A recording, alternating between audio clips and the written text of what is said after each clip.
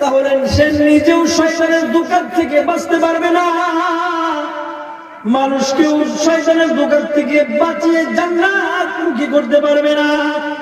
কারণ ইলম যদি না থাকে, যত আমলদারি আপনি হন না কেন, 60-70 বছর ইবাদত করে 40 বার হজ করছেন, কপালে সেজদার দাগ লেগে গেছে, ফাকিহু ওয়াহিদুন আশাদ্দু আলা শাইতান মিন আলফি আবিদ, এমন একজন ইবাদতগার ব্যক্তিকে শয়তান লাথি মাইরা বঙ্গোপসাগরের নিতে 1 মিনিট সময় লাগবে না।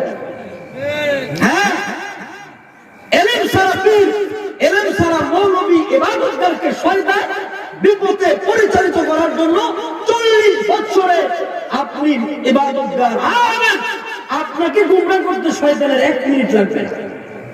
হযরত আব্দুল কাদের জিলানী রাহমাতুল্লাহি আলাইহি তাহাজ্জুদের নামাজ পড়ার জন্য শাসতে উঠছেন, ওযু করতে যাইতেছেন, পুকুরের দিকে যাইতেছেন, শয়তান তার সুর পাল্টায়া আব্দুল কাদের জিলানীকে বলতেছে, আব্দুল কাদের জিলানী, তোরে তো ইবাদত, তোরে তো নামাজ।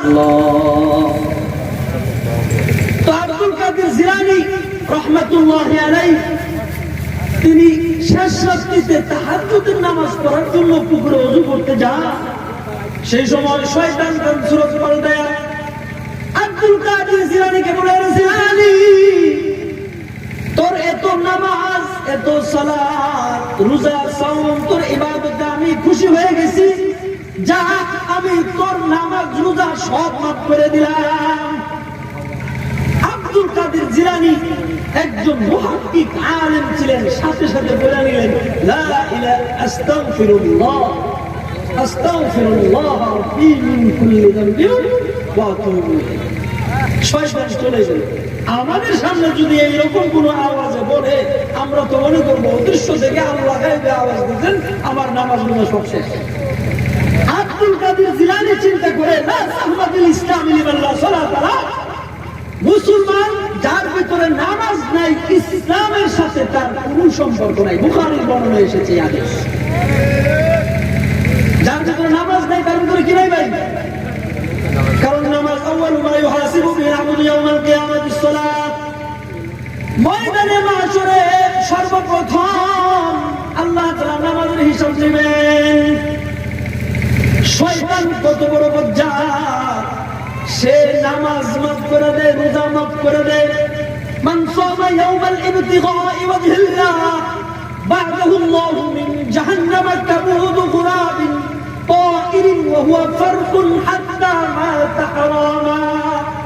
একটা রোজার কারণে কোন রোজাদার যদি রোজা রাখে, একটা রোজার কারণে রোজাদারের কাছ থেকে জাহান্নাম কত দূরে চলে যাবে, একটা কাক মানে কাউয়া জন্ম থেকে মৃত্যু পর্যন্ত উড়ে উড়ে সে যত দূর যাবে, একটা রোজার কারণে রোজাদারের কাছ থেকে আল্লাহর জাহান্নাম কত দূরে সরে যাবে। একটা কাকের হায়াত আছে কত বছর, একটা কাউয়ার হায়াত আছে 1000 বছর। আমার হায়াতের গড় কত? নবীজি বলছেন, আমার উম্মতি বাইনা 60 আও 70, 60 থেকে 70 এর মাঝামাঝি। এর বেশি যদি 80, 90, 100 কেউ পায়, এটা বোনাস। গড় যে হিসাবটা হাদিসের মধ্যে এসেছে, তার মানে যদি ইলম না থাকে, কোরআন হাদিসের পর্যাপ্ত ইলম যদি না থাকে, তাহলে কোরআন থেকে গুমরাহ বানিয়ে ফেলবে। সে নিজেও গুমরাহ হবে, তার কাছে যারা মুরিদ যারা হবে তারাও গুমরাহ, জাহান্নামী। কারণ তার মধ্যে ইলম নাই। ইলম ছাড়া পীর আর মিষ্টি ছাড়া ক্ষীর বরাবর। বুঝাইতে পারছি? ইলম ছাড়া পীর আর গুড় ছাড়া ক্ষীর, বুঝছেন? ক্ষীর বুঝেন তো? অন্তত মসজিদে শুক্রবারে যেটা নতুন গাভী বাচ্চা হইলে যেটা আনে, গুড় দিয়ে আনে না? গুড় ছাড়া যদি লবণ দিয়ে আনে ভালো লাগবো? তাইলে ইলম ছাড়া পীর আর গুড় ছাড়া ক্ষীর বরাবর। 2 নম্বর গুণ, যিনি হক্কানি পীর নিজেকে দাবি করবে, সে আরেকজন হক্কানি পীর থেকে ইজাজত প্রাপ্ত হতে হবে। 3 নম্বর, যিনি হক্কানি পীর হবেন